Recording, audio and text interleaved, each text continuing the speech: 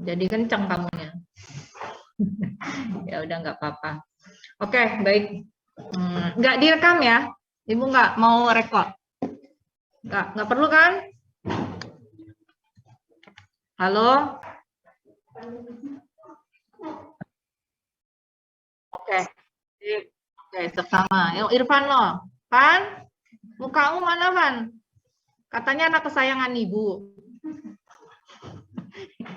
Ibu merasa terharu dengan anak kesayangan ibu. Jadi anak kesayangan ibu cuma satu ya. Oke, kita bicara hari ini tentang, sebentar, sebelum bicara reseptor, Ibu mau kasih pengumuman dulu sama kalian bahwa kemarin sudah berdiskusi sama Bu Rene, karena tadinya itu kita punya PH terakhir tinggal 1, kemarin sudah 3 ya, harusnya ini yang keempat, itu terakhir, tapi bebannya terlalu besar. Itu ada sistem saraf, kemudian ada sistem sensorik yang sekarang, dan yang sebelum sistem saraf Ibu tidak ajarkan, di recording Ibu sudah informasikan ke kalian bahwa Ibu minta kalian untuk belajar sendiri khusus untuk zat adiktif. Masih ingat ya? Ya, narkoba, tipe-tipenya, dan seterusnya, dan kalian akan ditugasi membuat poster. Tapi nanti diselesaikan sesudah kalian sidang KIR, nah gitu ya, supaya benar-benar lega, udah sidang selesai. Dan kemudian ada 2 lagi, yaitu sistem endokrin dan ada sistem reproduksi. Tadinya mau 5 itu jadi 1. Sanggup nggak? Kalau iya, berarti Ibu akan lanjut tetap dengan 1 kali PH lagi 4 bab. Iya kah? Ini Ibu minta penegasan pada kalian. Atau kita bagi 2. Kalau kita bagi 2, kita berhenti di zat adiktif. Jadi ini yang terakhir. Kemarin adiktif dianggap selesai. Kemudian ada sistem saraf dan ada sistem reseptor sekarang. Sistem sensorik. Jadi gimana? Kalau iya, berarti minggu depan kita ujian. Minggu depannya, minggu depan, karena minggu depan besok libur ya. Di 24, 25 itu nggak ada belajar kan?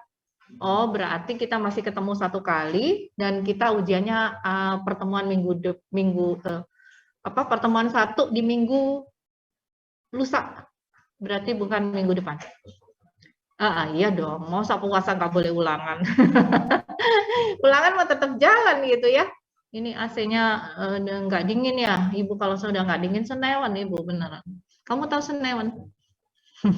Itu bahasa Ibu ya yang aneh ya. Senewan itu kayak orang bingung, kayak pengen keluar gitu, pengen apa gitu. Apa ya? Gitu deh pokoknya, panik gitu. Nah itu dia. Jadi oke ya, 2 minggu lagi ujian ya, sampai adiktif dan sensorik, benar? Iya, iya atau enggak ini? Oh bukan, ini jadi 1, yang 1 lagi tinggal hormon dan endokrin dan ini maksud Ibu, reproduksi. Jadi 2 bab dan 3 bab. Sebenarnya 2 bab, tetap 2 bab, kan adiktif itu sambungan dari sistem saraf. Gitu. Jadi 2 bab, 2 bab. Ini sistem saraf dan sistem sensorik. Terus nanti jadi sistem endokrin dan sistem reproduksi, gitu. Pas itu. Gimana? Berarti setelahnya ada 2 ulangan. Iya. Kalau mau 1 berarti semua 4 bab kumpulin jadi 1. Ya. Lumayan. Nanti soalnya ada 60 soal. Oh tidak, tetap waktunya 1,5 jam. Maksimal. Oke ya. Enggak banyak kok, reseptor itu dikit banget. Kamu sudah belajar di SMP dan Ibu akan mengulangnya sedikit, yang detail yang mana, dan sisanya nanti Ibu akan berikan yang baru. Kalian belum pernah mendengar ini, terutama untuk reseptor itu seperti apa sih gitu. Tapi kalau mata, telinga, itu kalian Ibu yakin sudah oke. Ya. Oke Ibu mulai. Coba Ibu record aja. Kalau cukup waktunya. Recording in progress. Kencang banget. Baik. Oke ya, baik kita mulai untuk belajar sistem indera. Ya, indranya bukan indera bekti, bukan indera herlambang gitu ya. Jadi sistem indera gitu. Nah, oke, udah kelihatan semua. Ini ada fisiologinya. Jadi Ibu hari ini coba belajar menginformasikan ke kalian tentang fisiologi atau tentang mekanisme apa itu yang disebut sebagai reseptor gitu ya. Dengan kata lain bahwa kalau kita bicara tentang reseptor berarti itu adalah indera gitu. Bisa kamu bilang sensoris juga boleh, reseptor, sensoris boleh, indera boleh. Nah, itu semuanya harus menerima stimulus. Stimulus itu punya jenis-jenis gitu, berbagai macam jenis yang kita sebut sebagai modalitas. Dan itu tergantung dari bentuk energi tertentu yang menjadi stimulus itu. Contohnya begini, bahwa telinga kita itu hanya bisa menerima gelombang suara. Kalau mata cahaya, ya kan? Kalau misalnya, oh ada suara. Padahal semua reseptor ini, kalian tahu ya, yang namanya reseptor itu berarti dia penerima. Penerima apa tadi? Impuls, ya. Seperti kalian ketika menyalakan radio. Nah, radio kalian itu nggak akan bisa menangkap gelombang apapun kalau kalian nggak tepatkan dengan kesesuaian. Benar nggak? Misalnya ibu mau frekuensi 105, berapa hertz gitu ya. Maka yang bisa diterima cuma dia doang kan? Yang lain nggak bisa kan? Nah, reseptor kita itu juga punya kayak gitu. Dia punya zona-zona ketika dia memilih hertznya itu, maka kemudian kenapa menjadi alasan kenapa ketika kita dengar suara, yang dengar itu telinga, bukan mata maksud Ibu. Padahal semua dipasangin reseptor, paham ya? Jadi seolah-olah radio kita semua terbuka gitu ya, kita punya 10 radio, ternyata radio itu punya gelombang tertentu yang dipaskan di situ. Nah, itu yang kita sebut sebagai modalitas. Gampang ya? Oke, sementara sampai di situ. Namun, ternyata di dalam tubuh kita itu nggak bisa baca itu semua. Semua energi atau apapun stimulus awal yang diterima harus diposisikan menjadi satu jenis, yaitu nanti akan ada yang kita sebut sebagai impuls bioelektrik. Apapun impuls yang datang harus diubah menjadi bioelektrik karena saraf kita kerjanya kayak gitu, ngerti nggak? Jadi saraf kita kemarin apa sih? Ketika kita propagasi saraf di stimulus, maka gerbang Na buka. Ya kemarin ada polar, dari polar, kemudian depolarisasi sampai kebablasan, akhirnya repolarisasi lagi sampai kemudian di reset kembali. Masih ingat ya? Maka berarti kerjanya itu nggak bisa ngapa-ngapain. Tapi sekarang dia disuruh menerima cahaya, padahal harus membuka gerbang Na. Paham gitu maksudnya ya? Maka stimulus yang diterima, ini ada sebuah tadi, saraf sensorik misalnya, karena depannya ini reseptor. Reseptor ini nanti harus bisa menjadi perantara. Apapun modalitas yang datang, harus disampaikan ke saraf dalam bentuk yang sama. Ini yang kita sebut sebagai transduksi. Gampang? Gitu ya. Jadi itu tugas dari reseptor atau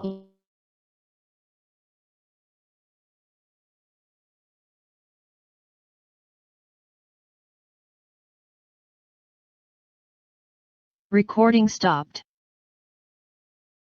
Hilang.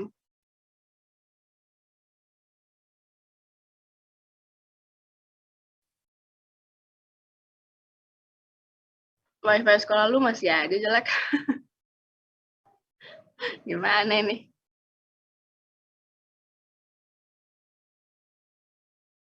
Irfan on mic nggak ada suaranya.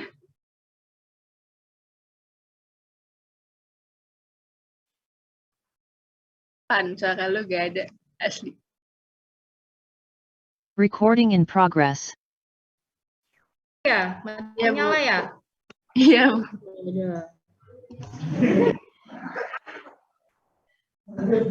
Si Irfan apa Mas Sasi? Pan?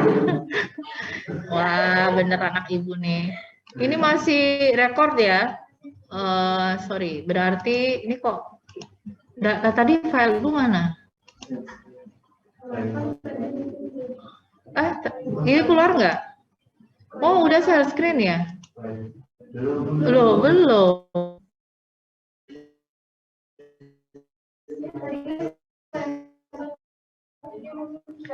Oh, share screen lagi. Ibu aja, biar nggak klaim host, nggak bisa klaim hostnya. Ya klaim hostnya nggak bisa nih. Nah, berarti kamu yang jadi ini Bu tuh. Karena ada yang ngambil. Jadi host ini siapa nih? Nabil. Bil. Kamu. Itu nggak bisa selfie. Kamu mengambil kedudukan ibu. Enggak. Ya, bercanda. Gak apa-apa, kalau kamu mengambil kedudukan ibu, kamu sebelahnya Pak Nur.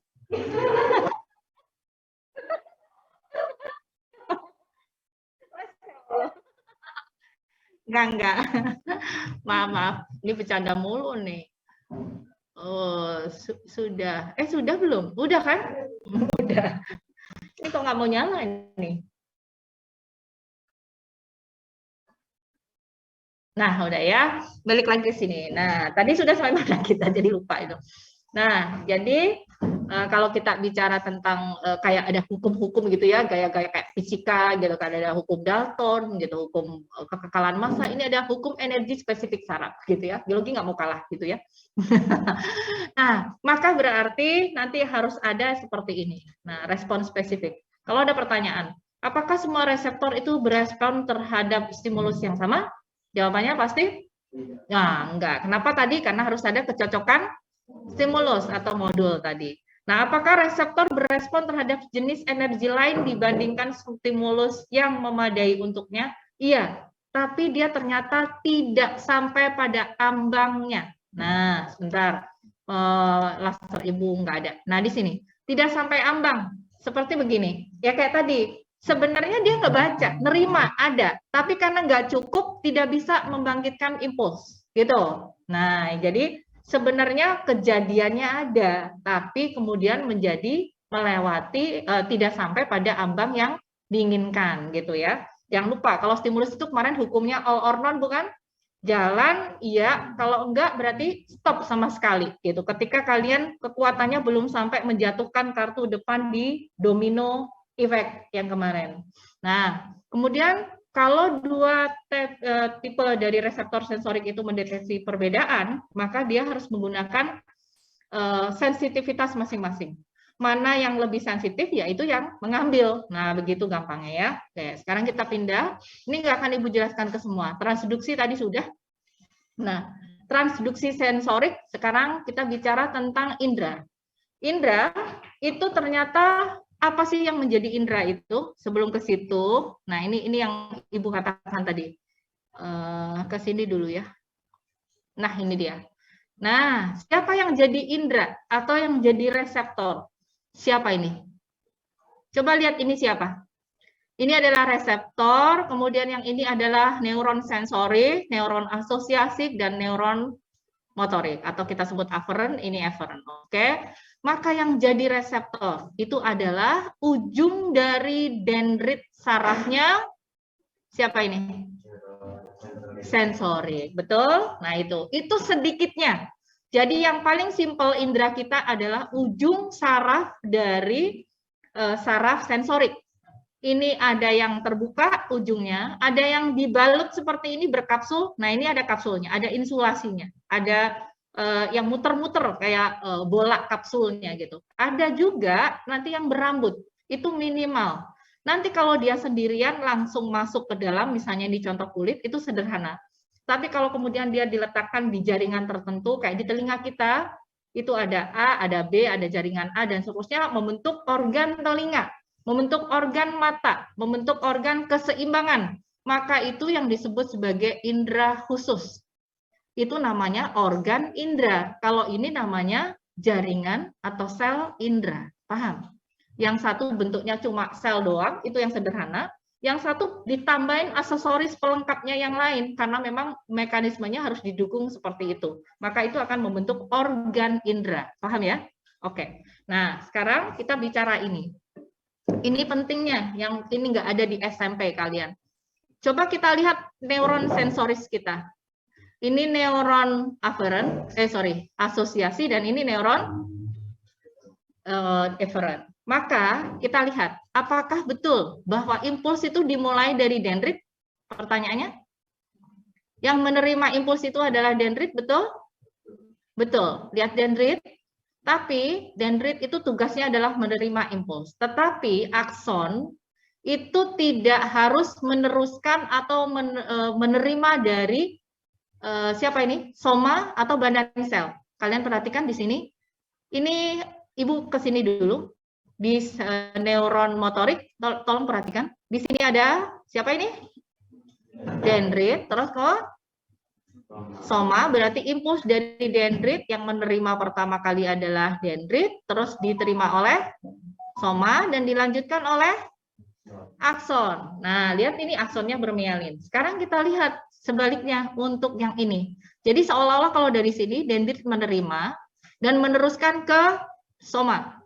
Tugas soma meneruskan ke akson, atau dengan kata lain akson menerima dari soma. Benar. Tapi dendrit itu tetap selalu menerima, itu benar. Tapi di sini setelah dendrit siapa? Akson. Setelah akson, soma. Setelah soma, akson lagi sampai ujung. Ini bukan dendrit, ini tombol-tombol akson sampai dia menyebarkan dengan neurotransmitternya. Jangan lupa, ini ke sini pindah neurotransmitter. Yang di sini dendrit, kemudian soma, mana aksonnya? Nah, ini aksonnya. Bermielin tidak ini? Tidak, begitu. Bisa ini dipahami?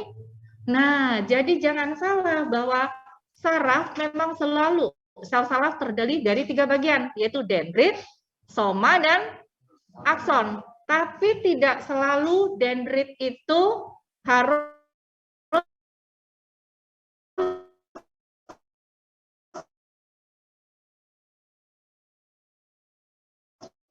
meneruskan ke soma, gitu.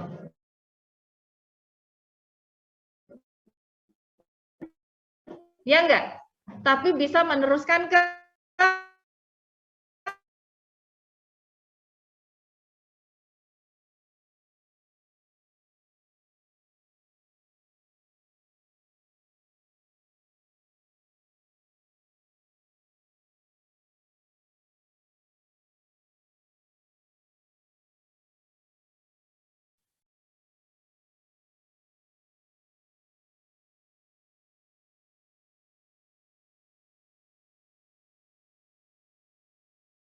Recording stopped.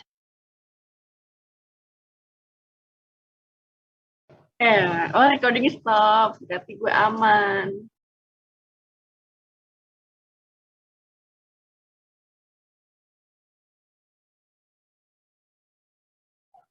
Gak apa-apa.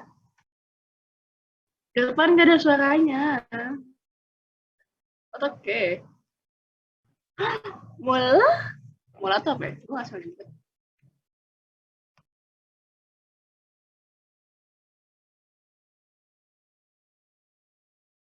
Gak ada, Van. Ijo doang, kotak lu gak ada suaranya.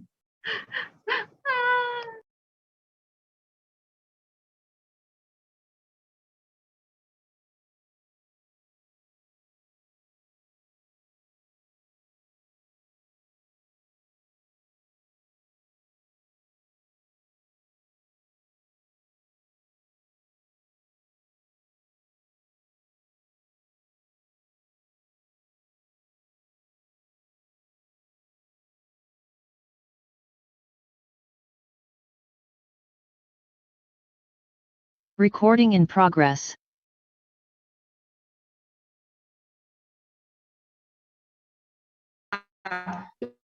Ibu Triatri belum pasang suara. Jiwa ini, Bu. Ayo, Bill. Udah ya. Kita tinggalin aja, Bill. Jangan dong, Bu. Bill, kamu Ibu tinggalin mau, Bill? Nah, iya, itu host. Iya, hostnya ke Ibu,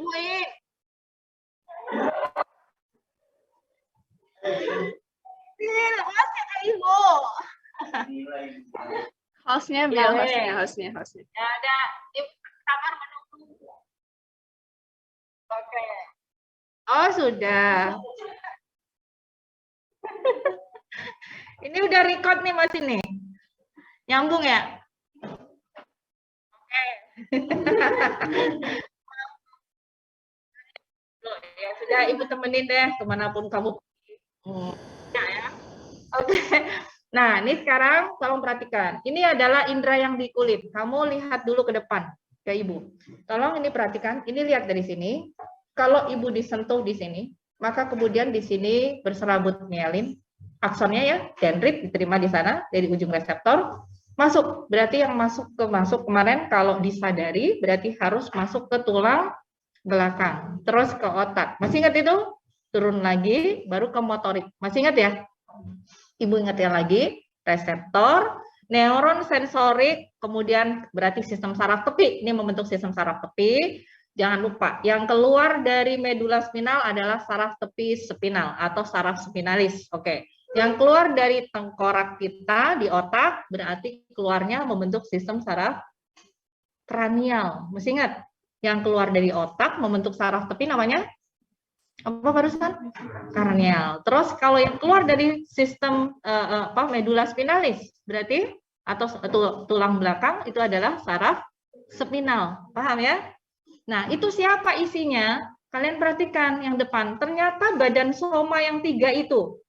Selnya somanya sensoris, somanya neuro asosiasi dan motorik itu ngumpulnya di otak dan di tulang belakang. Paham? Penjulurannya ke sana yang akson tadi panjang itu membentuk serabut-serabut atau berkas-berkas otot yang dibungkus berbagai macam bentukan, mulai dari epinerium kemarin, perineurium sampai endonerium yang di bagian dalam, ya enggak? Diinsulasi. Maka berarti kalau ini terpotong bisa enggak muncul lagi, nyambung lagi? Bisa, karena ini bagian penjuluran dari akson, soma. Kalau somanya yang rusak, berarti nggak bisa. Sel soma, satu kali diciptakan, satu kali dipakai seumur, satu kali diciptakan, dipakai seumur hidup. Kalau ini terpotong, berarti bisa disambung lagi. Oke, inilah yang membentuk sistem saraf tepi. Yang keluar dari sini, tulang belakang disebut sistem saraf spinal. Yang keluar dari otak disebut kranial. Sudah. Nah, berarti sekarang ujungnya dari sini. Itu bermielin. Mielinnya siapa yang menyelimuti? Yang membentuk. Kemarin ada beda. Kalau yang bermielin di dalam otak, mielinnya adalah sel oligodendrosit.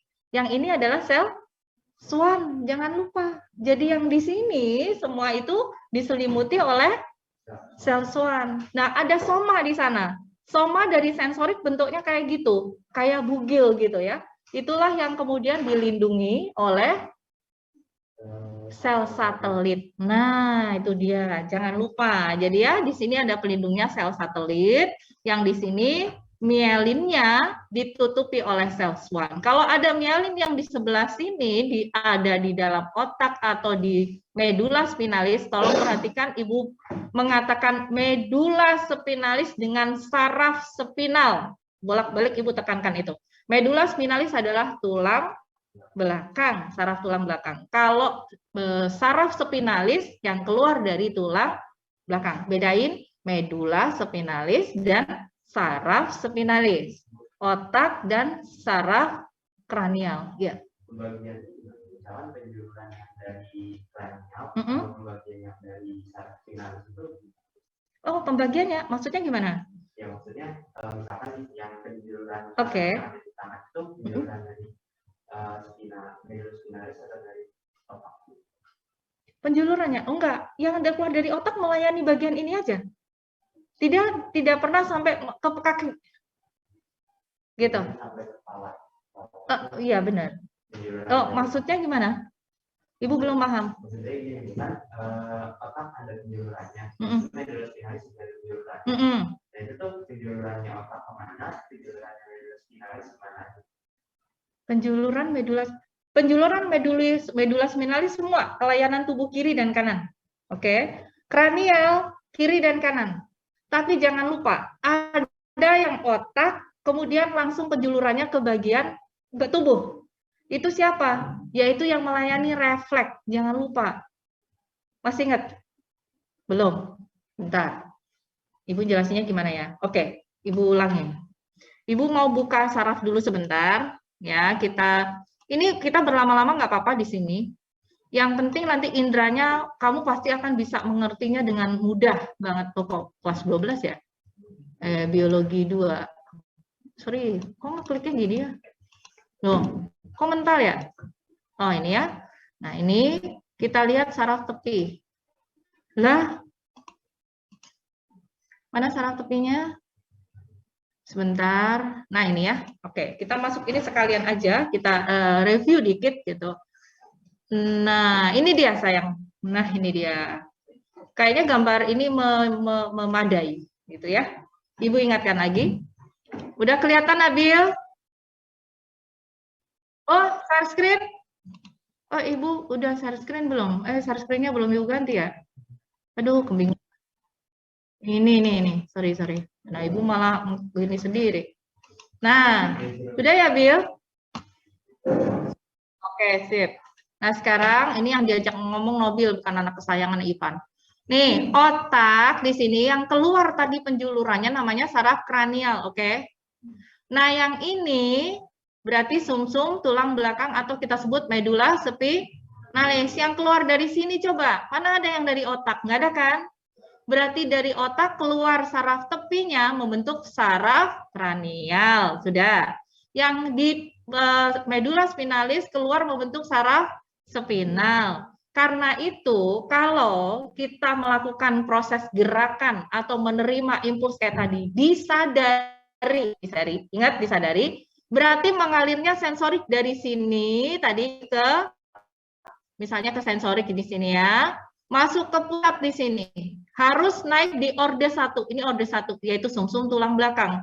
Orde 2 nanti di talamus dan orde 3-nya di otak. Di otak diolah memorinya, nanti jadi apa? Misalnya ibu menyentuh jarum, jarumnya panas lagi, terus jarumnya runcing lagi. Oke, berarti jarumnya itu nanti akan disensor dengan modul yang berbeda-beda. Modulnya untuk peraba panas, oke? Kemudian untuk runcing itu beda lagi, gitu ya. Dan kalau ditekan berarti reseptor yang menerimanya juga kalau ditekan gini, udah gitu neken lagi, robek lagi. Nah, itu ada saraf reseptor nyeri, reseptor peraba, reseptor panas, itu semua kena, bekerja. Dan ritnya langsung masuk. Masuk itu ke sini, orde 2, ke tulang belakang. Baru naik ke otak, dari sini diperintahkan turun ke motorik. Nah, baru kemudian di sini. Turun lagi, motoriknya nanti kemana, itu langsung memerintah ke bagian ini. Balik lagi ke sana. Misalnya, Eti, angkat.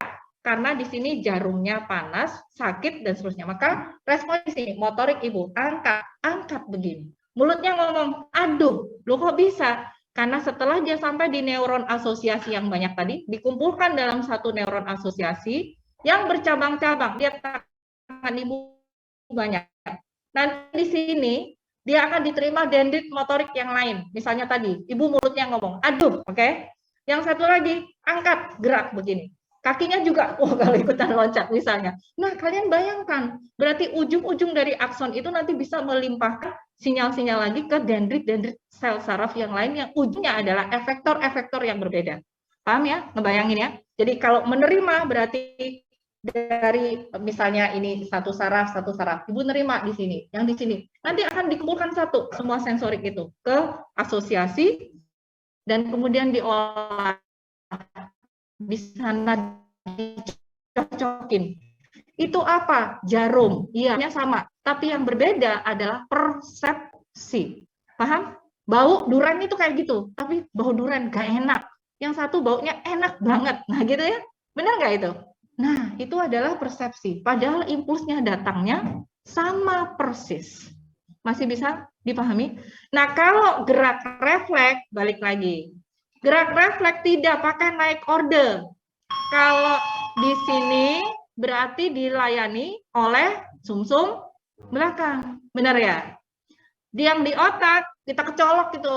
Berarti langsung ke otak dan itu langsung ke bagian yang dilayani. Kedip begitu matanya. Paham sampai situ? Nah, itu bedanya gerak disadari dengan tidak disadari. Yang ditanyain, kebayang nggak Aksan tadi? Bayang ya. Jadi kalau kita mau melakukan proses menerima disadari atau melakukan respon terhadap disadari, harus tadi dari mana? Sensorik, kemudian langsung ke tulang belakang, naik ke orde 1, turun lagi ke orde, balik lagi tergantung mau ngelayanin apa. Jadi nggak ada hubungannya saraf tepi yang di sini dengan yang di sini. Karena itu harus ada traktus. Traktus itu yang akan menjadi jembatan antara dia ke bawah sampai ke atas. Gitu ya. Oke ya? Nah, sudah. Nanti kita ngomongin ordernya. Nah, berarti ini udah paham belum? Nabil, Kartika? Udah ya? Nah, berarti oke, kabel yang ke sini atau sarafnya ini bisa motorik, bisa sensorik. Yang di sini juga bisa sensorik, bisa motorik. Itulah disebut sebagai saraf tepi. Boleh kerjanya disadari, boleh tidak disadari, tergantung layanannya. Ingat, saraf tepi nggak cuma di tangan doang. Di sini bukan saraf tepi ya? Semua ya? Yang kemarin ada berkasnya, yang bagian lumbar, bagian torak, kalau di kepala kemarin ada nomor-nomornya. Dari 1 sampai berapa? 14. Oh, 1 sampai 14 dinomerin. Nah, itu dia. Nah, kalau sudah berarti kita balik lagi. Ini sampai sini Ibu harap kalian paham, gitu ya. Nah, sekarang Ibu akan share screen yang lain sebentar. Balik lagi ke yang tadi. Nah, masih di sini. Biarin aja mau sampai enek di sini juga gitu ya. Ini sudah share screen ya. Oke. Ini udah kelihatan? Oke, sudah. Sip. Kalau sudah, balik lagi ke sini. Nah, berarti kita ngomongin reseptor sekarang. Kalau sudah, ini tadi sudah, jadi reseptor itu bisa reseptor sensorik, berarti dari ujung dari saraf aferen, atau membentuk organ indera. Nah, itu dia. Kemudian lintasan sekarang. Kita bilang lintasan, nah ini lintasannya. Oke, di jalur umum itu berarti jalur untuk semua. Mulai dari reseptor, lihat, ini siapa? Siapa ini? Oke, neuron aferen. Ini orde berapa? Orde 1. Terus masuk ke, nah di sini sumsum tulang belakang, di sini. Orde 2. Ini mulai masuk ke otak di orde 3. Nih, ini yang disebut orde.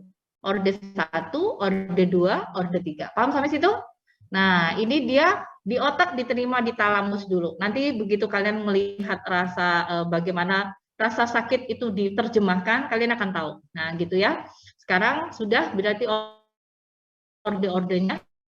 Nah, ini semua. Nah, ini sekarang harus ada komponennya tadi. Reseptor, saraf perifer, kemudian tulang belakang atau yang kita sebut medula spinalis. Nah, ini ada traktusnya dan ada talamus. Kalian bingung, artinya ini dilangsungkan di sini. Nah, ini dia sayang. Ini dia yang mau jadi utak-utak ini, Ibu. Kalau Ibu meraba dan Ibu terasa ada rabaan karena impulsnya adalah tekanan, maka Ibu diterimanya di sini. Ini semua adalah cerebrum sensorik untuk parietal ini, untuk mekanoreseptor atau somatostatik. Ini semua. Ibu menyentuh dingin, menyentuh panas, semuanya diterima di sini. Nah, sekarang ini ada bando 2. Ini bando 2 ini jangan lupa, ini adalah bando untuk saraf neuron asosiasi motorik yang di depan, yang belakang adalah sensorik. Nah, yang cerebrum sensorik ada 3 bagian. 1, apa namanya? Parietal. Yang di sini untuk mendengar, betul? Yang ini untuk melihat di oksipital. Dan ada 1 kecil di sini, bulbus olfaktori, mengindra. Ini semua sensorik. Otak hidung kita itu hanya berkembang sedikit banget karena menghidu kita atau penciuman kita tidak setajam serigala. Untuk apa? Karena tidak pernah kita menyinyali mangsa dengan pembau. Benar, kamu mau makan gitu doang. Ya, enggak kan? Nah, enggak perlu gitu. Makanya tidak berguna lagi sehingga otak kita untuk menerima hidung itu, pembau maksud Ibu, ini menjadi kecil, disebut rhinoencephalon atau otak hidung atau bulbus olfaktori, tinggal kecil doang. Nah, semua sinyal yang dari sini tadi harus masuk ke neuron asosiasi. Di sini adalah neuron asosiasi kumpulan yang menerima dari sensorik. Nah, setelah ini sensorik, diolah memorinya tadi di talamus dan seterusnya, pusat memori, maka kemudian dilimpahkan ke neuron asosiasi motorik. Ingat, 2 ini adalah neuron asosiasi. Tapi asosiasi yang di belakang adalah asosiasi sensorik, yang ini asosiasi motorik, yang ini adalah cerebrum parietal, lobus parietal untuk tadi somatostatik. Ini untuk mendengar. Nah, sekarang kalau mau bergerak, Bu. Oh, ternyata tadi Ibu bergerak tangannya. Ini dari neuron asosiasi motorik dilimpahkan ke cerebrum di sini. Nah, jangan lupa frontal, lobus frontal ini untuk motor. Jadi otot Ibu bergerak itu yang menggerakkan adalah lobus frontal. Sampai sini siapa yang belum paham? Ini pembagian otaknya dulu. Sudahkah? Sudah ya? Insya Allah sudah. Oke, insya Allah sudah. Ibu berharap sudah, oke ya. Maka kemudian perangkat dari sistem serot. Kalau kalian ada di agama itu ada syarat nikah gitu ya. Maka di sini ada syarat indera itu bisa bekerja kalau ada 4. 1, ada stimulusnya. Kalau nggak ada, nggak bisa gitu ya. Kedua, itu ada reseptor. Nah, stimulus bisa internal, bisa dari dalam ataupun dari luar. Organnya, nah tadi harus ada reseptor. Boleh organ indera, boleh yang sederhana. Transducer tadi, ya, yang kita sebut transducer tadi adalah di ujung sel saraf sensorik tadi. Berkali-kali Ibu bilang itu. Terus harus ada konduksi. Apa itu konduksi? Berarti harus melewati jalur aferen. Misalnya, kalau di sini adalah reseptornya, maka ini yang disebut sebagai konduksi. Harus bisa jalan ke sini. Nggak boleh berhenti di sini aja, tapi langsung ke sini. Oke? Nah, kalau sudah, yang ini terakhir, harus diterjemahkan. Itu apa? Nanti sinyalnya masuk, tapi nggak ngerti itu untuk apa. Mau ngapain? Diberitain apa? Ngerti nggak maksudnya? Nah, di sini adalah zona dari persepsi. Benar ini? Ini paham sampai sini? Apa satu yang pertama tadi syaratnya? Stimulus. Kedua harus ada terus harus ada dan yang terakhir Translasi. Nah, ditranslasi, diterjemahkan itu apa beritanya, informasinya apa dari sensornya. Nah, sudah. Nah, sekarang kalau sudah berarti Ibu anggap itu selesai. Sekarang kita masuk ke syarat. Tadi sudah bahwa karakter sensoris itu ada 3. Yang pertama tadi sudah kita bahas bahwa harus ada kecocokan stimulus. Kalau nggak cocok, bukan gelombang suara, tidak akan diterima telinga. Kalau bukan bahan kimia, tidak akan bisa dirasai oleh pengecap kita. Pengecap kita modulnya nanti ada berapa, kita pelajari di belakang. Kemudian ini yang kita sebut eksitabilitas. Apa itu eksitabilitas? Berarti ketika dia itu tadi masuk di gelombang impuls pertama, impuls itu nanti akan diamplifikasi, ditingkatkan sampai menjadi peka. Tapi sesudah mencapai ambang. Kalau belum mencapai ambang nggak bisa gitu ya. Jadi ini dilanjutkan tadi pada orde-orde. Kemudian yang ketiga, ini maksudnya apa? Adaptasi atau desensitisasi. Ibu berikan contoh paling gampang. Ketika kalian masuk di dalam ruangan kelas ini, kalau di kelas ini bau durian, apa yang kamu rasa? Kamu cium? Bau apa? Durian. Pasti bau durian, betul. Tapi lama-lama ketika kamu ada di ruangan ini, kita masih tetap bau durian kan? Tapi tidak sepekat ketika kalian masuk pertama. Langsung, gitu ya, baunya begitu rupa. Lama-lama jadi biasa, gitu. Atau satu lagi, pegang panas. Kalian pegang, atau dingin, kalian berenang awal. Dingin banget. Setelah berada di dalam kolam, menjadi apa? Biasa, meskipun tetap rasa dingin. Itu yang kita sebut desensitisasi, kehilangan lama-lama menjadi adaptasi. Oh, itu. Dan kita hanya mengenali sesuatu yang baru, bau baru. Begitu dingin, terus kita pindah misalnya tangan kita ke panas. Nah, baru itu ngerasa. Tapi nanti kalau lama, udah kayak nggak ngerasa lagi. Gitu. Tapi bukan berarti nggak merasa. Sudah berkurang cara kita merasa. Paham? Maksud itu ya? Itu yang disebut sebagai adaptasi atau desensitisasi. Paham sampai situ? Oke, kalau sudah berarti kita sudah tinggal ini sudah ya. Tadi eksitabilitas itu jadi stimulus tadi itu harus melampaui dari potensial reseptornya. Kalau tidak bisa melewati ini nggak bisa. Nah, balik lagi Ibu masuk ke bagian yang ini tadi. Tolong lihat dulu ini yang terakhir untuk konsep. Nah, ini dia ya. Tolong perhatikan konsep ini. Mana tadi? Gambarnya tadi mana ya? Oh, salah. Nah, ini.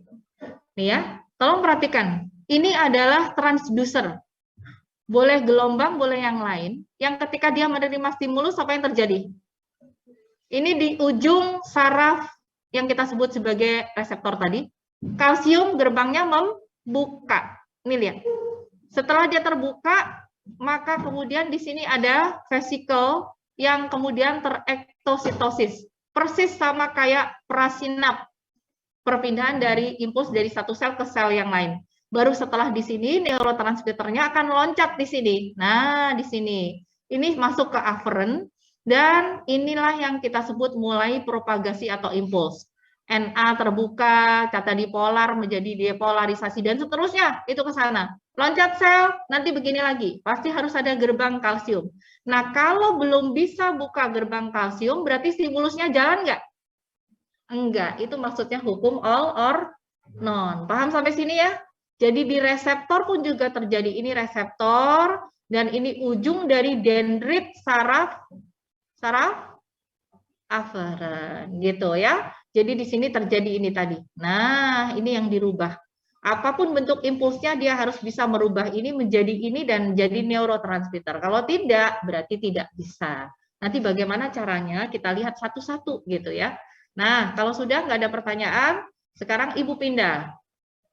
Nah, sekarang gini, yang Ibu ingin tunjukkan adalah, sorry, ini sudah, nah ini dia ya, langsung ke sini. Ini nanti yang kamu dapat dari Bu Rena tidak ini ya, karena ini Ibu tidak share nanti. Nanti takut kamu bacanya kebanyakan. Nah, inilah bentuk sel ujung saraf dari afferent. Ini yang disebut reseptor. Reseptor ini nggak ada bungkusnya, terbuka. Yang ini ada kapsulnya, yang ini ada sel, dan ini berambut. Nah, ini contoh di telinga kita seperti ini. Di mata kita ada yang kayak gini, gitu ya. Di keseimbangan kita ada ini. Pengecap kita ada ini, tapi ini nggak ada. Ini bugil, betul-betul cuman ujung dendrit doang. Nah, yang ini dikapsulasi. Oke? Paham ya? Jadi kalau ini kemudian ada organ-organ yang lain, nah ini akan disebut sebagai indra, organ indra. Yang ini disebut sebagai sel reseptor aja, atau reseptor, sebenarnya bukan sel ya. Reseptor atau transducer tadi. Nah, udah semua berarti. Tugas inilah 1, 2, 3 inilah yang akan merubah apapun modulnya menjadi gelombang bioelektrik. Oke ya, sampai di situ paham. Nah, sekarang kita masuk jenis-jenis. Nah, ini sudah gampang. Ya. Nah, berdasarkan klasifikasi struktur, ada indera somatik. Kalau dia merasa ini ada 2 macam, indera umum dan indera khusus. Ini pendengaran, semua yang ada di kepala itu namanya indera khusus. Kalau indera umum itu semua yang ada di bagian kulit kita dan di otot kita, termasuk sendi, semua alat pergerakan. Nah, kalau visceral itu di bagian organ dalam. Kita bisa merasa setelah kita makan cabai mules gitu. Berarti itu yang mengindra adalah indera visceral. Kemudian kalau kita kekurangan oksigen atau kekurangan kelebihan CO2 atau kita haus, itu semua dipindai oleh organ indera visceral. Oke, kalau sudah, sekarang kita masuk nomor 1. Indera umum, somatosensori, karena dia tubuh. Ini tersebar di kulit dan di mana tadi? Di mana ini? Ini apa ini? Gambar apa ini? Otot, gitu ya. Jadi somatostatik ada 3 macam, mekanoreseptor mendeteksi tekanan, termo mendeteksi tubuh, dan ada nosi, itu mendeteksi sakit. Kalau yang sensasi rasa tubuh, jadi tubuh kamu, ini yang mana sih Bu? Coba kamu perhatikan ke depan, ke Ibu. Kalau Ibu angkat kayak gini, ini kerasa nggak otot kamu ditarik? Coba kamu gituin. Terus kamu giniin, terasa nggak? Terasa. Yang merasa itu adalah proprioseptor, jadi urusan otot dan sendi, bukan yang ada di bawah kulit. Ngerti ya? Oke, nanti kita jelasin lagi. Nah, sekarang kita masuk ke indera ini. Nah, sistemnya ini tadi somatosensori, ada mekano, termo, dan ada nosi. Kalau sensasi rasa tubuh tadi proprioseptor, kita langsung masuk ke sini. Nah, lihat ini indera kita. Somatostatik kita yang tadi mekano, termo, dan nosi. Itu yang mana? Nah, di sini dia. Ini kalian lihat dari transducer atau reseptor, Ini ujung saraf terbuka. Terbuka bukan? Ada bungkusnya nggak? Letaknya di bagian atas. Nah, ini adalah bagian kulit kita, menyebar di seluruh tubuh kita. Ini ada bagian perifer, ini epidermis. Nggak ada apa-apanya, lihat. Avaskularisasi bukan? Tidak ada perdarahan. Nah, indranya itu ditanam di sini. Di bagian dermisnya semua. Sekarang di sini kalau ibu sayat kalian pakai silet, seret, nah, sakit bukan? Sakit. Nah, itu dirasa oleh saraf nyeri. Ini namanya saraf nyeri. Kemudian yang sebelah sini, ini ada apa? Baca di sini. Meissner. Yang di sini ada siapa? Merkel. Tinggian mana Meissner sama Merkel? Tinggian Meissner. Tinggian Meissner ya. Di sini dia di bawahnya, sayang. Ini di bawahnya, lebih di bawahnya lagi. Nah, sekarang Meissner untuk apa? Coba lihat ke depan, tangan ibu. Satu lagi, sebentar. Yang ini. Ini apa ini? Pacini. Ada di bagian mana? Bawah, dalam lagi. Coba sekarang lihat ke depan. Kalau ibu raba seperti ini, yang ngerasa Meissner. Lihat yang paling atas. Kalau ibu ketuk-ketuk kayak gini, kamu bisa rasa. Itu yang merasa adalah Merkel yang nerima. Kalau ditekan begini, yang ngerasa paling depan, paling bawah, Pacini. Gampang? Nah, coba ulang. Yang ini siapa tadi? Oke, kalau gini, pegang biasa. Oke, kalau ditekan lebih dalam sampai dia nginjek itu ya, ketemu dengan benjolan itu di sana itu, ada corpuscle Pacini, berarti ya tekanan. Paham ya? Nah, sekarang ada dua macam. Satu lagi. Satu lagi, coba yang ini. Ini apa namanya? Plexus akar rambut. Oke, sekarang Nabil ikutin ibu. Nah, Kartika juga, Irfan juga. Coba kibasin kibasin di atas tangan kamu. Kerasa nggak? Siapa yang ngerasa? Kayak ada sesuatu yang lewat bus gitu ya. Nah, itu karena rambutnya di sini akan menggerakkan akarnya ini ketemu dengan plexus, itu di sensor. Nah, jadi kalau kamu merinding, itu tegak, berarti itu yang merangsang adalah plexus akar rambut. Gampang? Berarti ada apa aja tadi? 4. Meissner, Merkel, Pacini, dan plexus. Oke, sekarang peraba panas. Peraba panas. Siapa peraba panas? Ruffini. Peraba dingin? Ya. Kenapa ibu bilang peraba dingin? Bukan termo doang, tapi mekanotermo. Karena kalau ibu merasa kedinginan, ini dingin di AC, atau kepanasan, itu bukan Ruffini, bukan cross. Tapi kalau ibu megang sesuatu yang panas, baru itu dirasa oleh panas Ruffini. Kalau dingin, nah sekarang itu ada ambangnya.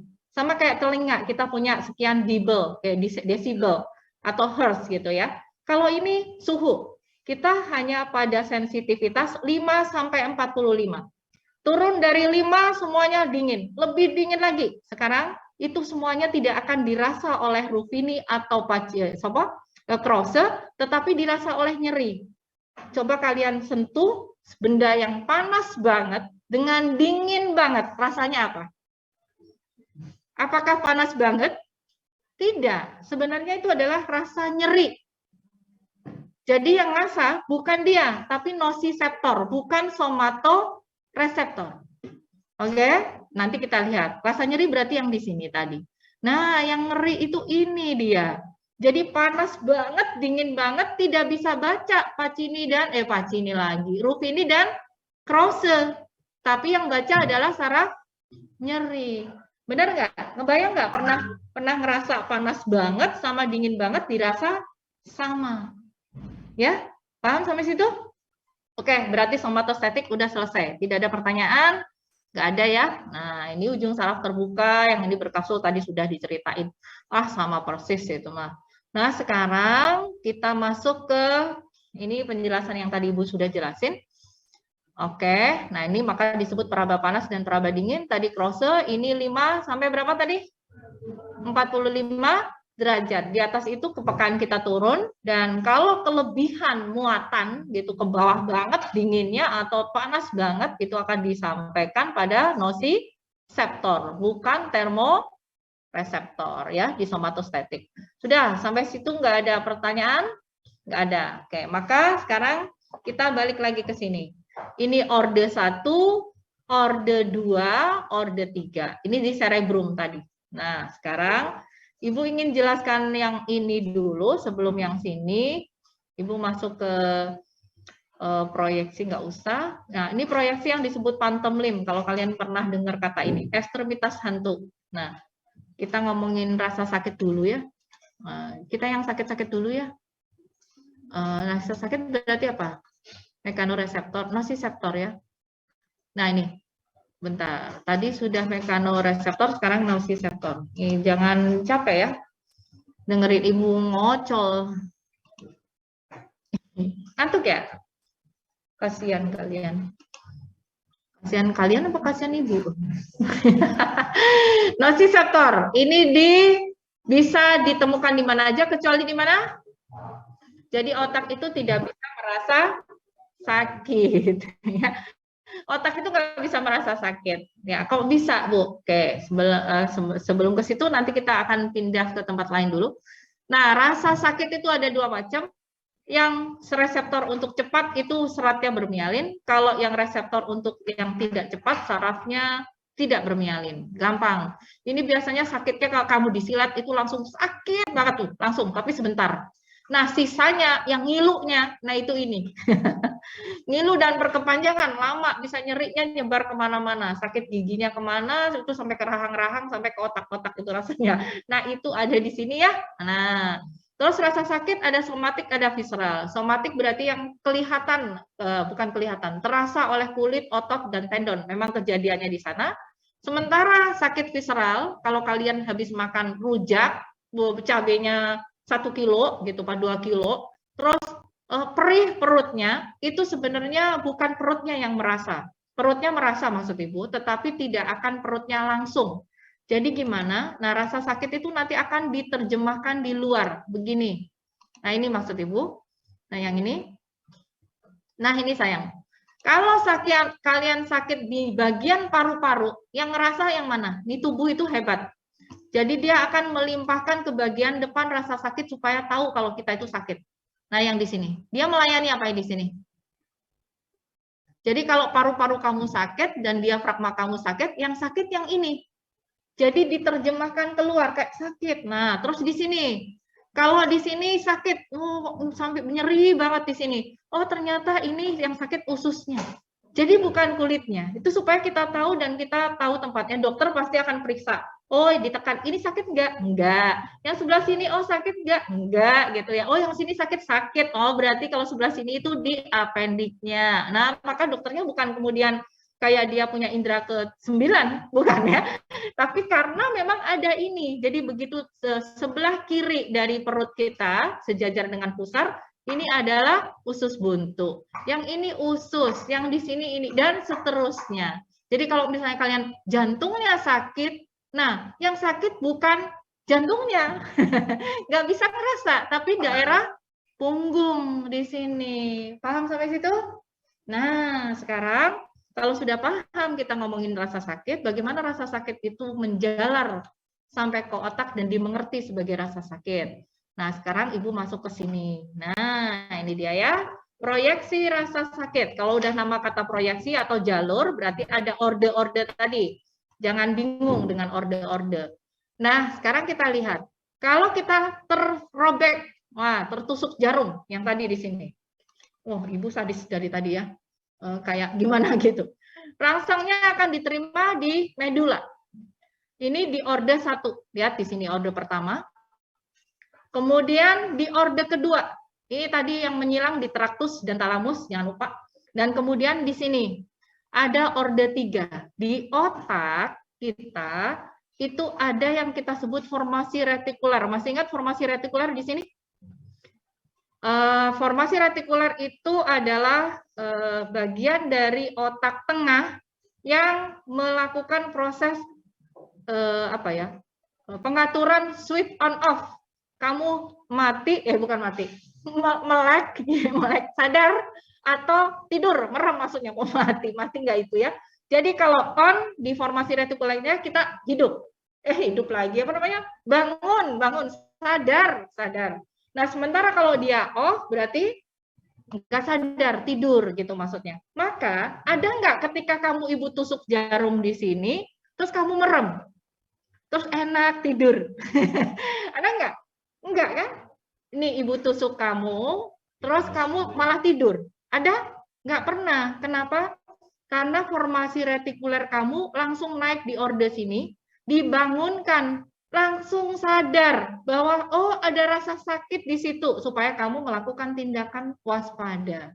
Nggak ada orang ditusuk jarum terus dia ngantuk. Tapi yang ada pasti bangun begitu ya. Nah, ada formasi retikuler. Naik lagi di talamus dan sistem limbik. Sistem limbiknya ini memacu emosi. Begitu rasa sakit, kalau anak kecil bukan kamu ya, pasti langsung akan sedih, sakit, marah gitu ya, terus dia nangis. Enggak, kamu enggak. Ngomong sakit enggak kalau sakit? Bill, kamu kalau sakit ngomong sakit enggak? Enggak. Enggak kalau kamu. Kenapa? Karena bisa jadi rasa sakit yang sama, kayak kemarin kalian sempat sakit, terus lagi aleman, manja banget di rumah. Itu jadinya sakit banget. Kenapa? Karena sakit, semuanya tubuhnya jadi sakit. Tapi oke, saya sakit tapi saya kuat, maka menjadi kuat. Itu emosi di sini. Paham ya? Nah, jadi kenapa menimbulkan atau berkaitan dengan formasi retikuler? Tujuannya rasa sakit ini supaya disadari. Begitu disadari, kamu berarti waspada dan melakukan sesuatu untuk menyelamatkan tubuh. Di hipotalamus ini akan memicu emosi. Pasti sakit, sedih, nangis, marah. Tapi kalau kalian bisa kontrol, enggak kok, aku enggak cengeng. Nah, itu beda. Tapi kalau anak kecil, begitu kamu tusuk, wah, langsung begitu gitu ya. Nah, gitu. Nah, berikutnya nih, ada yang unik nih di sini ya. Nah, tadi sudah, sekarang kita lihat yang di sini. Nah, di sini ya. Modulasi sistem saraf pusat terhadap rasa sakit. Ternyata di dalam sistem saraf pusat, ketika sudah naik di orde 3, sudah selesai nih rasa sakitnya, masih berjalan, bukan sudah selesai ya, maka di sini mengeluarkan yang disebut opioid endogen. Orang sakit nggak akan sakit seterusnya, tapi dikasih waktu untuk desensitisasi. Dengan mengeluarkan zat kimia ini, tubuh kita otomatis morfin alami, enkefalin, 200 kali kekuatan opium untuk menahan rasa sakit. Lama-lama sakit itu kayak nggak apa-apa. Terus dikasih endorfin, ini zat bahagia. Siapa yang pernah nangis? Sudah nangis lega nggak? Ya, karena begitu nangis kita mengeluarkan endorfin. Dan itu menyebabkan bahagia, lega, gitu ya. Maka jangan khawatir sesudah ada kesedihan, pasti akan ada kebahagiaan. Tadi begitu ditusuk gitu ya, terus dirasa oh sakit, emosi, sedih karena sakit, lalu kemudian dimunculkan opioid endogen, termasuk juga endorfin itu, atau enkefalin yang lebih besar daripada morfin. Tapi kalau udah nggak tahan, orang butuh bantuan biasanya morfin dari luar, disuntikan. Begitu bukan? Ya, tapi itu harus dengan pengawasan dokter, jangan lupa. Nah, ini dia semua. Ini disekresikan oleh SSP, yaitu tepatnya di pituitari. Tujuannya untuk apa? Memblokir transmisi rasa sakit tadi itu. Nah, jangan lupa, ini supaya tidak sampai ke sini. Nah, ke tulang belakang. Jadi dia stop di orde 1. Termasuk juga obat-obatan. Bentar, yang di sini. Obat bius. Nggak cuma obat bius, sayang. Ibu balik lagi ke sini, tadi lupa. Nah, di sini. Nah, di sini, ini ada apa nih? Kalau Indonesia bukan isi hot patch. Ini koyo. Apa lagi? Apa namanya? Yang dioles itu? Counterpain. Nah, counterpain. Ternyata counterpain itu nanti menghalangi di titik ini, sayang. Nah, dia nggak sampai naik setelah di orde 1, nggak sampai naik ke bagian otak. Nah, ditutup, diblokir di sini, diberhentikan. Jadi rasa sakitnya ada, kamu tidak merasa sakit. Gampang? Ya, jadi obat-obatan itu seperti itu. Siapa yang bertanya sampai sini? Tuh, rasa sakit penyakit sudah selesai. Ya, terakhir. Untuk kompres demam berarti Apa? Kalau untuk kompres demam berarti juga sama seperti itu ya, Bu? Kalau kompres demam kan biasanya yang ada pakai gel gitu. Ya, hipotalamus itu untuk suhu. Jadi sebenarnya banyak obat-obatan itu yang kemudian dia mencegah di orde mana dia naik. Orde 1 kah atau ini. Jadi betul-betul orang yang di farmasi itu harus mengerti biologi dan harus mengerti terutama untuk metabolismenya dan persinyalan. Kemudian ada kimia. Benar-benar orang yang hebat. Karena seperti kemarin, kalau targetnya di otak, dia harus bisa melewati blood-brain barrier. Jangan lupa. Kalau nggak akan disampaikan, obat itu nggak akan bisa blokir. Tapi di titik mana dia memblokir, itu kamu bisa bayangkan. Gitu ya, sedemikian rupa. Nah, maka Panadol udah otomatis itu masuk ke dalam otak. Berarti dia bisa melewati blood-brain barrier. Kalau tidak, ya nggak bisa masuk ke sana. Nah, gitu. Nah, itu dia ya. Jadi jangan khawatir semua obat-obatan ya yang itu tersertifikasi dan termonitor, insya Allah itu semuanya ya seperti itu gitu, kerjanya sih itu bisa dipertanggungjawabkan. Nah ini sekarang yang terakhir, Ibu lupa ada satu tadi yang Ibu lupakan, mana ya, karena Ibu loncat-loncat, stereognosis. Nah ini gatal dan geli.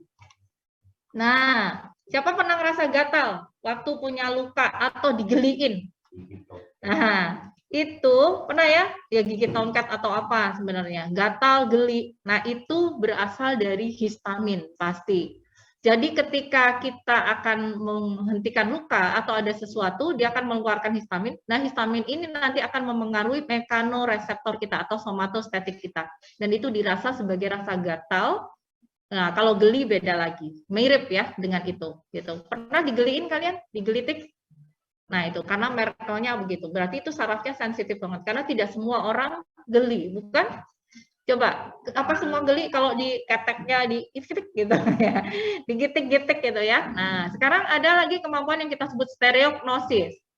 Pernah kalian mencoba atau melihat acara live show gitu misalnya di televisi yang seseorang disuruh meraba di dalam kotak misalnya, atau ibu misalnya. Bu, ini uang berapa? Bisa nggak kita meraba itu? Dikasih benda, terus disuruh ngeraba, merem, ini apa? Atau kamu cemplungin tangannya, ini apa? Kan nggak lihat bendanya gitu, itu apa? Mau tikus, mau apa, dan seterusnya. Nah, itu adalah kemampuan yang kita sebut sebagai stereognosis. Jadi, kita bisa lihat dinginnya, celahnya, konturnya, dan seterusnya, itu semua diraba dan dijadikan satu memori, satu identifikasi. Lagi-lagi tergantung dari persepsi. Maka kita bisa lihat, oh ini uang 50-an. Karena kita sudah pernah mememori semua, oh ada gerigi-geriginya, lengkungnya seperti ini, bahkan kita tidak melihat. Itu adalah kemampuan yang kita sebut stereoskopi. Atau kita pegang durian. Oh durian, oh gedenya segini. Itu sudah ingat kita. Kemudian durinya kayak gitu. Belum sampai ke bau. Ini baru meraba tadi itu. Semua dengan somatostatik kita, maka kita bisa menentukan benda itu apa. Itu yang disebut kemampuan stereognosis. Oke? Dan itu terletak di mana tadi semua? Lobus parietal. Jangan lupa tadi semua somatostatik, nosisepsi semua di sana. Nah, terakhir nih, habis ini kamu bisa melek deh. Kalau tadi tidur. Nah, yang tadi Ibu katakan, proprioseptor. Ini ada 3. Yang pertama adalah berkas otot. Jadi di antara berkas otot ada yang berhubungan dengan transducer. Di sini. Tujuannya apa? Di sini. Kalau otot ibu angkat begini. Ini yang megang bukan somatostatiknya, tapi siapa? Tadi, proprioseptor berkas otot. Sekarang ibu tarik di bagian dekat ligamen. Tendon di ujung sini. Coba tarik seperti ini. Kamu rasain. Kerasa nggak? Ya, yang nerima itu adalah Golgi tendon di sini. Karena itu kamu ngerasa. Terus kamu gerakin sendinya atau kamu tarik begini. Kamu bawa ember pernah ya? Terus keberatan kayak ketarik itu semua. Nah, itu di tendon atau Golgi tendon. Tapi kalau misalnya sampai kamu gerak kayak gini, yang kayak tadi ditarik-tarik gini, lengkung, kerasa kan kalau kita bergerak? Nah, itu yang merespon adalah reseptor kinestetik sendi. Ya, itu dia. Itu yang kita, berarti indera kita ada yang merespon posisi tubuh dan pergerakan, betul? Nah, itu semua adalah kinestetor atau proprioseptor. Oke ya, sudah sampai di situ berarti kita sudah semua somatostatik tadi. ada proprioseptor, ada nociceptor, mekanosreseptor, apalagi tadi? Termoreseptor, udah ya, itu saja. Nah, sudah. Kalau tidak ada pertanyaan, berarti selesai. Minggu depan kita masuk ke organ indera atau indera khusus. Nah, ini semua indera khusus yang ada di kepala. Dan ini lebih rumit sebenarnya, tapi kalian sudah kenal, cuma konsep dari ini semua sudah selesai. Ini yang kalian baru dapatkan hari ini adalah sesuatu yang baru. Nah, kalau indera khususnya nanti gampang. Oke, itu dia. Jadi ini peranan dari kinestetor, membantu mengontrol gerak refleks, karena kalau kalian begini terus jatuh, biasanya ada penyeimbang. Yang lain ikut bergerak. Kenapa? Karena ada kinestetor. Gini nih nggak imbang, nah tubuhnya akhirnya menyeimbangkan. Kayak membuat lebih nyaman di posisi itu, lebih stabil gitu ya. Kemudian ada koordinasi gerak sadar gitu, dan ada juga membantu menentukan berat benda. Kayak gini nih. Ini dari otot kalian ya, bukan dari tangan kalian, tangan, sendi dan seterusnya. Berat nggak ya ini ya? 1 kilo, 5 kilo, nah itu semua dari kinestetor. Gampang ya? Oke, sudah selesai. Jadi berakhir, Bill, Ibu stop share screen, dan Ibu boleh nanya boleh. Iya.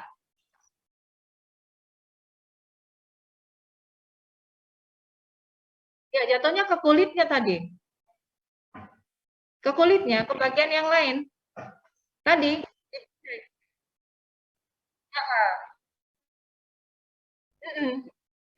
Iya, betul. Jadi dari otot-otot yang di situ, bukan dari otaknya. Kita tidak bisa merasa apapun di otak. Jadi, oh otak itu nyeri, nggak ada. Kayak kamu misalnya, tapi kalau misalnya, Bu, kalau misalnya ada pisau tajam di sini, kurak gitu Bu, gimana? Sakit. Nah, yang sakit bagian sini sampai bagian dalam. Tapi bukan di bagian otaknya, nggak bisa ngerasa. Tadi jangan lupa, gitu ya. Nah, bentar. Ada satu lagi yang Ibu sampaikan. Nih, tolong perhatikan. Ibu lupa tadi ngomongin ini, nggak tahu masih penting apa enggak ya buat kalian. Kita sampai jam berapa sih? Dikit lagi ya? Enggak, kita nggak sampai habis kok, Ibu yakin. Mana tadi yang ada bandonya tadi? Sebentar. Nah, ini, oke. Share screen ya. Jadi Bu share screen lagi, jadi belum berakhir. Nah ini dia sayang. Nih tolong perhatikan ini apa sih? Tadi masih ingat ini bagian ini? Oh, belum. Belum mana tadi? Oh, stop share screen. Share screen ini. Oh, nggak mau?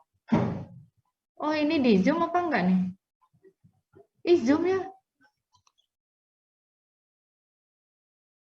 Kok nggak bisa? Apa yang nggak bisa? Iya. Oh, depan nggak ganti? Depan nggak ganti, Bill? Tuh, baru tuh. Oh, Lola.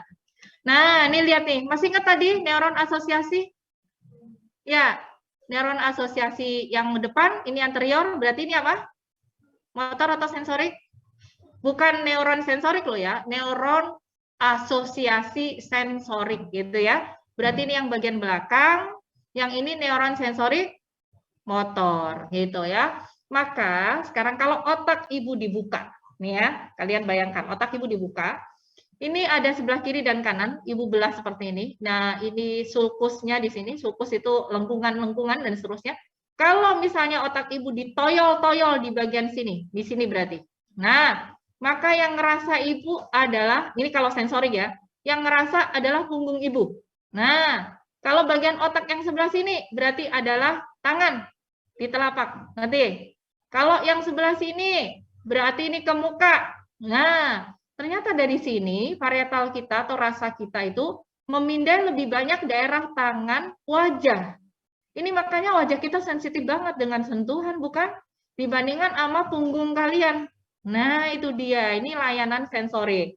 Nah, sekarang kalau yang motorik, kalau yang sebelah sini, ini kiri kanan sama ya, cuman dibelah separuh-separuh. Cuman layanannya menyilang. Kalau Ibu tekan kiri, berarti yang ngerasa kanan. Atau kanan ngerasa yang kiri, gitu ya.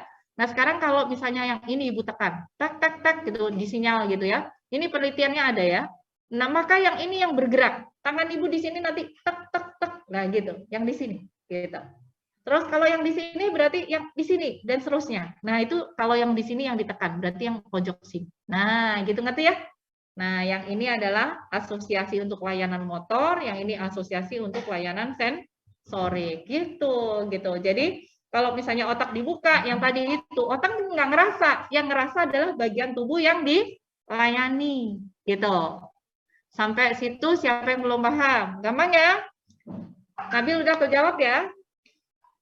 Ya, jadi kenapa alasan wajah kalian lebih sensitif, lidah kalian lebih sensitif karena daerah layanannya luas nih, dari sini ke sini. Nah, ini sini. Sementara kepala cuma sedikit nih. Nah, lihat di situ. Itu bukan kepala, ini dari daerah leher ke kepala ya. Terus di sini lengan, campur di sini. Terus di sini nih, sini apa namanya? Apa ini namanya? Apa namanya? Sampai lupa ini namanya apa? Bahu ya. Oh, ini lengan atas, ini bahu. Nah, bahu di sebelah sini. Ini kecil banget di bahu dan seterusnya. Nah, ini sama. Sudah, mungkin itu yang jadi penutup kalau tidak ada pertanyaan lagi. Sudah. Kenapa? Orang kebal. Iya, pasti ada sesuatu.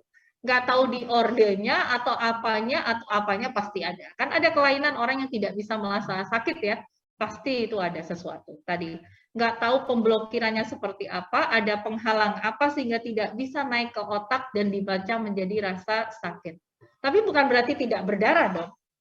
Coba ibu robek beneran, nggak sakit, tapi robek beneran, bukan mati karena sakit, mati karena habis darahnya gitu. Nah kayak gitu ya. Jadi itu kayak tadi. Jadi kenapa ibu ceritakan orde-orde tadi supaya kalian tahu bahwa indera kita itu semua melewati itu semua. Di otak nanti ini apa yang datang. Kalau ada memorinya, berarti bisa dipanggil. Kalau tidak ada, akan diidentifikasi menjadi sesuatu yang baru. Kalian bisa bayangkan, anak kecil itu bisa memahami, menerima impuls, itu 3 impuls memori untuk membentuk memori ya, itu umur 3 tahun. Kalau kamu kecil 2 tahun diajak ke misalnya ke Singapura gitu ya, atau ke Turki, terus kamu ceritain yang ada di sana, nggak tahu dia. Tapi kalau umur 3 tahun, masih ingat bayangannya, 4 tahun. Tapi begitu gede, masih ingat banget. Nah, itu berarti memori kamu udah terrakit dan sudah terjadi. Nah, itu dia, kalian bisa bayangkan kenapa Golden Age itu dikatakan umur 3 sampai umur kira-kira 9 sampai 10 tahun. Nah, karena pada saat itu dia mempelajari itu semua simbol-simbol dengan kalimat. Ketika ibu bilang, no, maka bilang no. Oh, berarti kalau kayak gini dan ibu kelihatan wajahnya marah, lihat itu.